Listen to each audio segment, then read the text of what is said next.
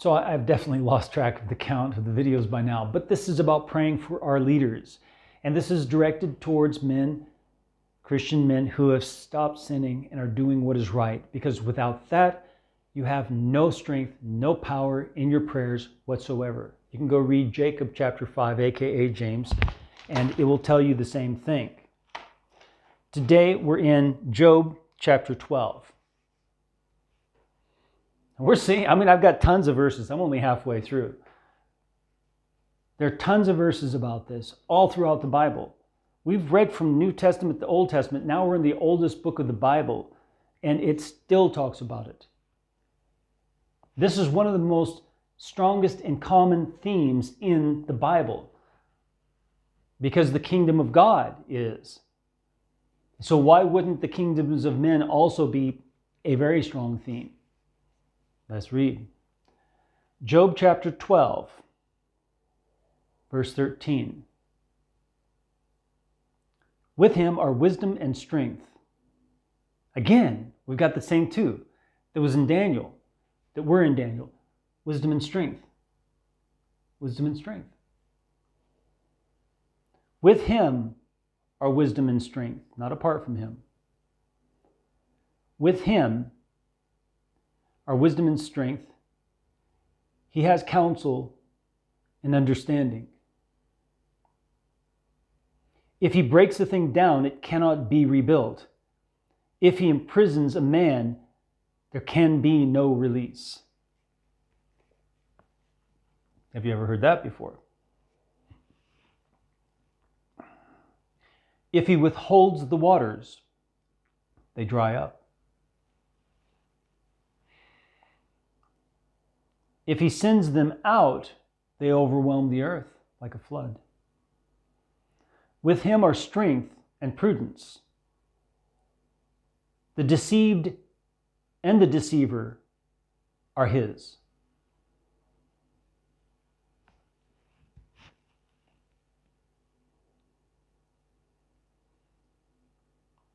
He leads counselors away plundered and makes fools of the judges. Those who judge unjustly, he makes fools of.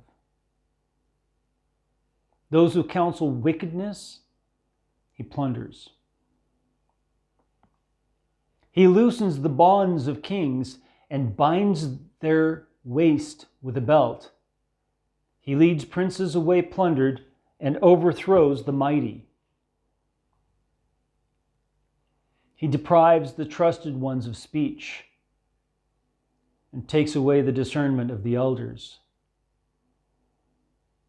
He pours contempt on princes and disarms the mighty. He uncovers deep things out of darkness and brings the shadow of death to light. He makes nations great and destroys them. He enlarges nations and guides them. He takes away the understanding of the chiefs of the people of the earth and makes them wander in a pathless wilderness. They cannot find the path. He makes them wander in a pathless wilderness like now. They cannot find the path, and it's unfamiliar to them. And it's wilderness. It's the wild. It's not tame. It's not civilized. What's going on? And makes them. He takes away the understanding of the chiefs of the people, the presidents, the premiers, the prime ministers, the kings of the people of the earth, and makes them wander in a pathless wilderness. They grope in the dark without light. And he makes them stagger like a drunken man.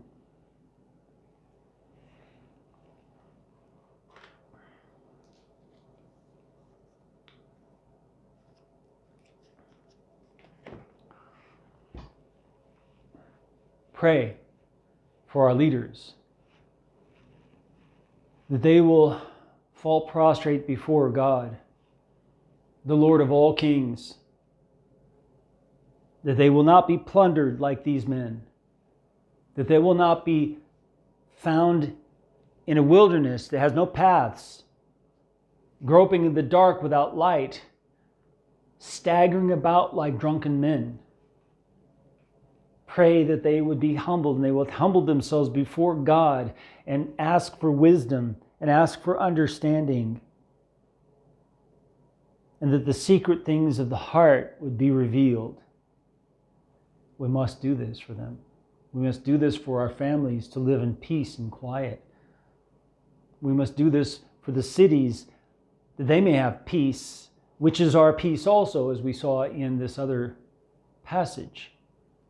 There's so much wisdom that God is bringing out of this for us men to understand the gravity of this situation and the breadth of this situation and the great responsibility that's on our shoulders that we have to dedicate ourselves to regularly. Remember, 30 minutes minimum a week, only praying for our leaders with no wrath and with no doubt, for their salvation, for their wisdom, so that we can have peace for our family.